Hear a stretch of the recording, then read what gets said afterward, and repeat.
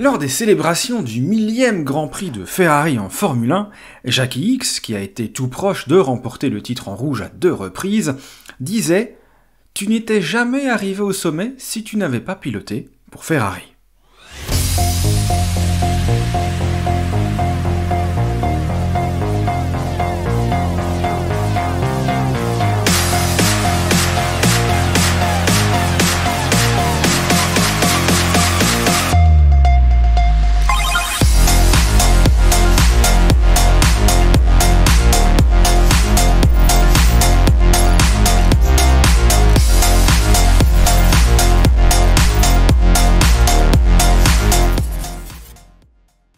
Alors que la Scuderia a annoncé l'arrivée surprise de Lewis Hamilton dans ses rangs à compter de 2025,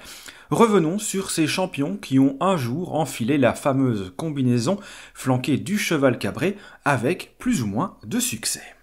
Et sur 34, ils sont 15 à avoir défendu les couleurs de l'écurie qui, selon certains, fait rêver tout pilote de course.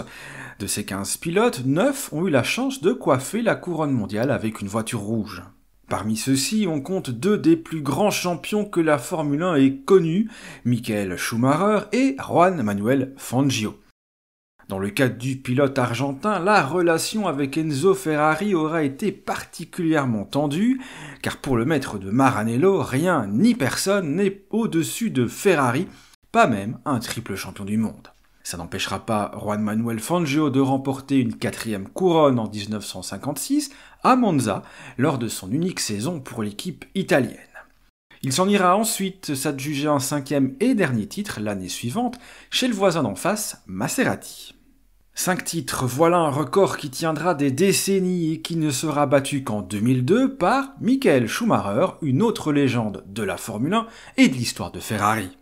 Et pourtant, en arrivant en 1996, auréolé de ses 2 victoires au championnat avec Benetton, les observateurs ne donnent pas forcément cher de sa peau dans une Scuderia en pleine reconstruction. Il faut dire qu'avant lui, des pointures se sont cassées les dents en voulant relever ce défi, notamment Alain Prost, alors triple champion du monde, qui se fera remercier sans ménagement avant même la fin de la saison 91 pour avoir comparé à demi-mot sa monture à un camion. Un crime de lèse-majesté dont finalement seul Niki Lauda aura été excusé quelques années auparavant quand au terme de son premier roulage avec une F1 issue des ateliers de Maranello, il déclare « C'est un désastre, la voiture est inconduisible ». Lauda remportera ensuite 2 de ses 3 titres mondiaux en rouge. Après plusieurs saisons de galère, Schumacher, qui avait bien failli quitter le navire pour rejoindre McLaren fin 1999, avant de finalement rester en Italie pour mettre fin à plus de 20 ans de disette et le titre de Jody Scheckter en 1979. Et quand on évoque les pilotes qui ont fait triompher Ferrari, on ne peut évidemment pas ne pas parler d'Alberto Ascari, qui aura été le premier à avoir ramené le trophée en Italie en 1952, avant de doubler la mise l'année suivante. Ascari qui inspirera un autre futur champion du monde à rêver de Formule 1, Mario Andretti, qui bien qu'il ne sera pas titré avec Ferrari, ce sera lui avec Lotus en 78, il roulera malgré tout donc pour la Scuderia en 71 et 72, avant d'y terminer sa carrière fin 1982.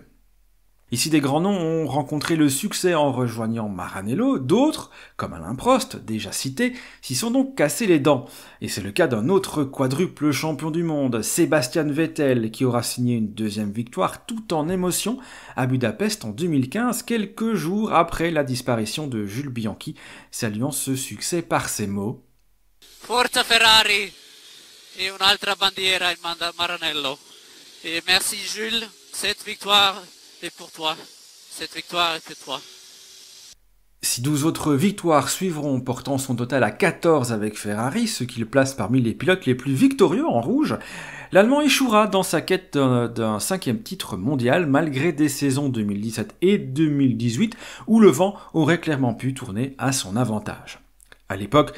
Luca Di Montezemolo, ancien homme fort du team, avait d'ailleurs déclaré que Lewis Hamilton, lui, aurait gagné le titre avec Ferrari en 2018. Autre échec cinglant, c'est sans doute le passage de Fernando Alonso au sein du team transalpin. Arrivé en grande pompe avec le soutien de la banque espagnole Santander en 2010, le double champion du monde s'impose d'entrée devançant Felipe Massa. Un début d'aventure idyllique qui malheureusement n'aboutira pas, même si, comme pour Vettel, on a le sentiment que ce n'est pas passé bien loin, notamment en 2010, où en se concentrant sur Mark Webber lors de la dernière course à Abu Dhabi, Ferrari s'est clairement trompé de cheval et a laissé le champ libre au jeune prodige de l'autre Red Bull. Et puis il y a aussi une longue liste de pilotes qui auraient pu rejoindre Ferrari, le plus célèbre d'entre eux étant sans doute Ayrton Senna, idole de Lewis Hamilton. Une possibilité qui a bien failli se concrétiser comme l'a révélé Jean Todt il y a quelques années, alors qu'il venait de prendre ses fonctions de directeur d'écurie en 1993, il souhaitait s'offrir les services d'un pilote de pointe et le nom d'Ayrton Senna s'imposait forcément à l'époque, d'autant que le Brésilien souhaitait clairement quitter McLaren. Mais là où Senna souhaitait rejoindre Ferrari dès 1994, Todt, lui, proposait un contrat pour 1995, le Français souhaitant respecter les contrats de ses pilotes d'alors, Jean Alesi et Gerhard Berger. En signant ce qui sera probablement son dernier contrat en Formule 1, et en devenant le premier Britannique depuis Nigel Mansell en 1989 et 1990 à défendre les couleurs de Ferrari, Lewis Hamilton se lance dans un ultime défi, celui de rejoindre tous ces grands noms de la Formule 1, auxquels s'ajoutent également Mike Hawthorne, Phil Hill ou John Surtees, en espérant succéder au dernier pilote à avoir remporté le titre mondial avec la mythique Scuderia, Kimi Raikkonen, c'était en 2007. Et si, comme le disait Jackie X, piloter pour Ferrari c'est rejoindre l'élite, gagner en rouge c'est rejoindre un club encore plus restreint. Alors, un 8e sacre pour devenir le pilote le plus titré de l'histoire de la Formule 1 et en rouge qui plus est, voilà un sacré défi et un potentiel beau chapitre de l'histoire de la discipline à écrire pour Lewis Hamilton.